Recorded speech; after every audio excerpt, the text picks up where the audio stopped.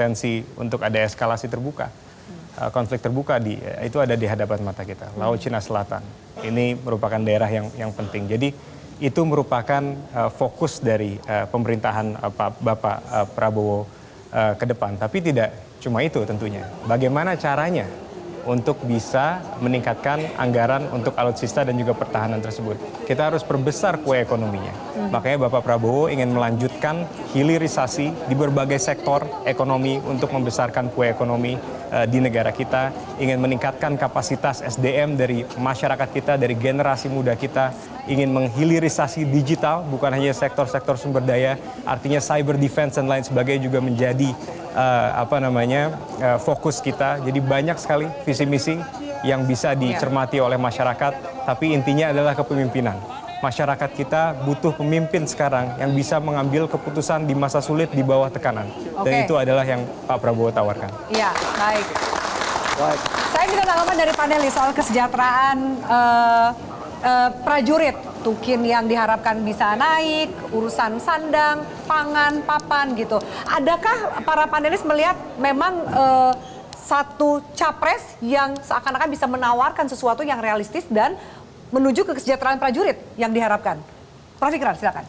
Ya, sebetulnya persoalan kesejahteraan prajurit ya, itu sudah dipikirkan oleh para perancang undang-undang TNI maupun undang-undang pertahanan nasional ya. Dan kita waktu itu menginginkan supaya bukan cuma prajurit yang diperhatikan, karena memang ransumnya itu nggak cukup.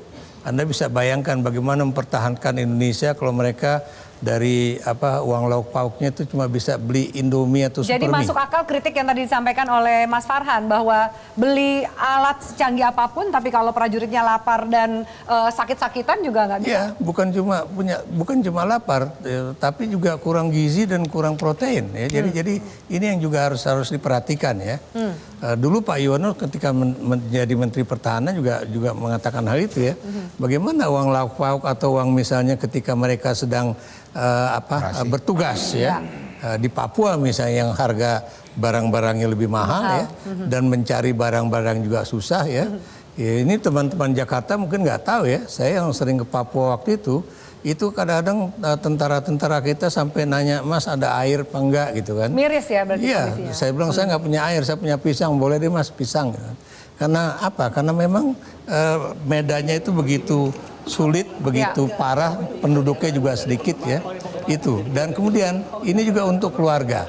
Bagaimana kesejahteraan dari istri dan anak-anak prajurit ketika bapaknya atau suaminya itu meninggal di dalam tugas ya. Ini juga buat saya belum ada satu kebijakan yang cukup baik ya. Sebab Anda tahu ya, kalau misalnya saya lah ya sebagai PNS pensiun, itu kan dapatnya sekitar 4 juta rupiah per bulan sebagai PNS ya. Dan kalau misalnya saya meninggal, istri saya itu paling dapatnya 1,8 juta rupiah ya. Bagaimana kalau kemudian istri dan anak-anak prajurit yang ditinggal harus melanjutkan hidup. Betul, harus meninggal hidup, pendidikannya bagaimana gitu ya. Lebih jauh lagi terkait dengan kesejahteraan prajurit TNI tadi, Prof. Ikrar, tapi kita harus jeda dulu pemirsa, tetaplah bersama kami di Debat Capres 2024. Jelajahi cara baru mendapatkan informasi. Download Metro TV Extend sekarang.